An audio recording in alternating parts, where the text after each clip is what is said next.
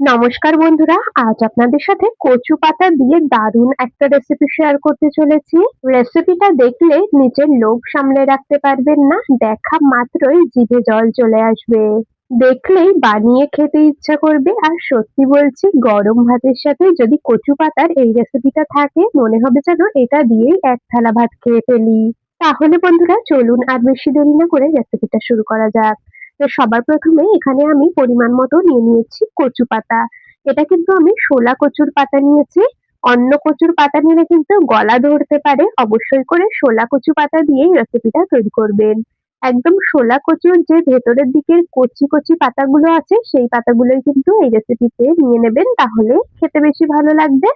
আর এর থেকে একটু বড় পাতা নিতে পারেন, তবে বেশি বড় পাতা নেবেন না, তাহলে কিন্তু পাতাগুলো বুড়ো হয়ে যায়, খেতে একদমই ভালো লাগবে না। তো একেবারে কচি কচি পাতা আমি নিয়ে নিয়েছি। পাতাগুলোকে পরিষ্কার করে ধুয়ে নিয়েছি কাটার আগেই।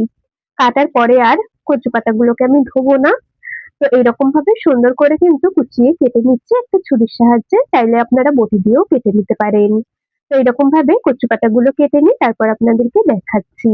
বন্ধুরা, আমি কাজটা করতে থাকি আর আপনারা কিন্তু অবশ্যই আমাকে এই সময়টা কমেন্টসে জানিয়ে যাবেন আপনারা কে কোন জায়গা থেকে আমার আজকের এই রেসিপিটা দেখছেন, তবেই না আপনাদের কমেন্টসে ধন্যবাদ জানাতে পারবো।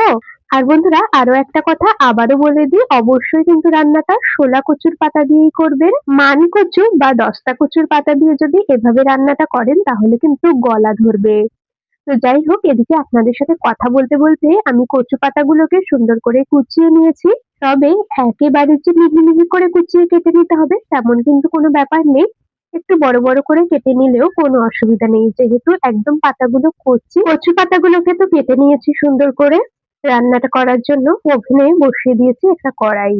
তার মধ্যে কেটে নেওয়া কচু পাতাগুলোকে দিয়ে দিলাম। আর আমি ছোট কাপ মেপে ২ কাপ দিয়ে দিচ্ছি জল। যেহেতু কচু পাতার থেকেও বেশ কিছুটা জল ছাড়বে, সেই হিসাবেই আমি ছোট কাপে ২ কাপের মতো দিয়ে দিলাম জল। এরপর এর মধ্যে দিয়ে দিচ্ছি ১০ থেকে ১২ কোয়ার মতো রসুন। ১০-১২ কোয়া রসুন দিলাম, হাফ চা চামচ দিয়েছি লবণ। খুব ভালো করে এখন শাকটাকে ভাপিয়ে নিতে হবে। বেশ কিছুক্ষণ ধরে একদম শাকগুলো নরম হয়ে যাওয়া পর্যন্ত, একদম দেখুন নরম হয়ে কমেও গেছে অনেকটা পরিমাণে শাক। এখন এই শাকটাকে ঢাকা দিয়ে ২ মিনিটের মতো রান্না করে নেব। হাই ফ্লেমে দিয়ে ২ মিনিট আমি এই শাকটাকে সেদ্ধ করে নেব খুব ভালো করে। বন্ধুরা, আপনাদের কাছে একটা রিকোয়েস্ট, আপনারা কিন্তু ভিডিওটা স্কিপ করে দেখবেন না। স্কিপ করলে বুঝতে পারবেন না আমি কোন পদ্ধতিতে আর কি ব্যবহার করে রেসিপিটা তৈরি করলাম। সঠিক পদ্ধতিতে রেসিপিটা তৈরি না করলে হয়তো রেসিপিটা খেতে অতটাও ভালো লাগবে না। তো এদিকে ২ মিনিট মতো হাই ফ্লেমে আমি রান্না করে নিয়েছি। শাকটাকে খুব ভালো করে সেদ্ধ করে নিয়েছি। তো এরপর ঢাকাটা খুলে নিয়েছি। দেখুন শাকগুলো কিন্তু অনেকটা পরিমাণে নরম হয়ে গেছে। এখন একটা ছাঁকনি বা ঝুড়ির মধ্যে ঢেলে নিতে হবে, যাতে এর মধ্যে যে ভাপিয়ে নেওয়া জলটা রয়েছে সেটা খুব ভালো মতো করে ঝরে যায়। এইরকম ভাবে কচু পাতাটাকে যদি আগে থেকে ভালো করে ভাপিয়ে নেওয়া হয় তাহলে কিন্তু কচু পাতা রান্না করার পর একটুও গলা ধরবে না। তো খুব ভালো করে আমি ভাপিয়ে নিয়ে জলটাকে ঝরিয়ে নিয়েছি। তো এখন এই জলটা ফেলে দেব আর শাকটাকে এরকম ভাবে স্ট্রেনারের মধ্যেই রেখে দেব। তো এই সময় একটা মসলা তৈরি করে নেব, সেজন্য একটা হামানদিস্তা নিয়ে নিয়েছি। আপনারা চাইলে শিলেও কিন্তু মশলাটা করে নিতে পারেন। তো এর মধ্যে আমি মোটামুটি ১৫ থেকে ১৬ কোয়ার মতো রসুন দিয়ে দিলাম। মানে একটা গোটা রসুনের কোয়া ছাড়িয়ে নিয়েছি সেটাকেই দিয়ে দিলাম। আর দিয়েছি ৭ থেকে ৮ টা কাঁচা লঙ্কা। কাঁচা লঙ্কার পরিমাণটা কিন্তু একটু বেশি দিতে হবে যেহেতু কচু পাতা। তো খুব ভালো করে লঙ্কা আর রসুনটাকে থেতো করে নেব। রসুন, লঙ্কা একদম মিহি করে বেটে দেওয়ার দরকার নেই। এরকম থেতো করেই দেবেন, এতে করেই কিন্তু খেতে বেশি ভালো লাগবে। তো এদিকে কাঁচা লঙ্কা, রসুন সুন্দর করে আমি থেতো করে নিয়েছি। এখন এটাকে সাইডে সরিয়ে রাখলাম। চলে এলাম ওভেনের কাছে।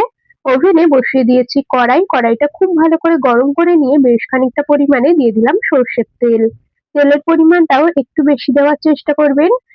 তেল খুব ভালো করে গরম করে নিয়েছি। এখন এর মধ্যে থেতো করে রাখা রসুন লঙ্কাটাকে দিয়ে দেব। আর বন্ধুরা, এই কচু পাতা রান্নাতে কিন্তু রসুনের পরিমাণটা একটু বেশি লাগে আর লঙ্কাটাও একটু বেশি দিতে হয়। বেশ একটু ঝাল ঝাল হলে খেতে দারুণ লাগে। আর একটু বেশি রসুনের ফ্লেভারটাই এই শাকের মধ্যে খেতে দারুণ লাগে। ওজন্য আমি বেশ অনেকটাই কিন্তু রসুন দিয়েছি। ভাপিয়ে নেওয়ার সময় বেশ কয়েক কোয়া রসুন ব্যবহার করেছি। আর থেতো করে নেওয়ার সময় তো আপনারা দেখতেই পেলেন অনেকগুলোই রসুনের ব্যবহার করেছি। তো এদিকে আমি রসুন লঙ্কা তেলের উপরে দিয়ে খুব ভালো করে একটু ভাজা, ভাজা করে নিয়েছি। এরপর এর মধ্যে ভাপিয়ে রাখা শাকটাকে দিয়ে দিলাম। মানে কচু পাতাটাকে দিয়ে দিলাম। খুব ভালো করে এখন নেড়ে চেড়ে এটাকে রান্না করে নিতে হবে।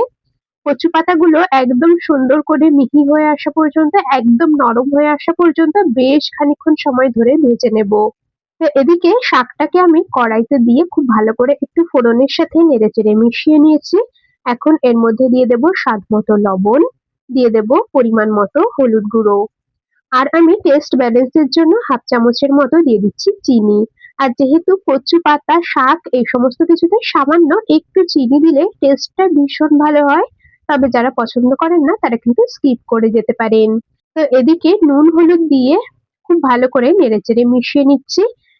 কচু পাতাটা সুন্দর করে মজে আসা পর্যন্ত রান্না করে নেব। কচু পাতার মধ্যে যে এক্সট্রা জল রয়েছে সেটা পুরোপুরি শুকিয়ে যাবে। এরকম জল জল থাকলে কিন্তু খাওয়ার সময় গলা ধরবে।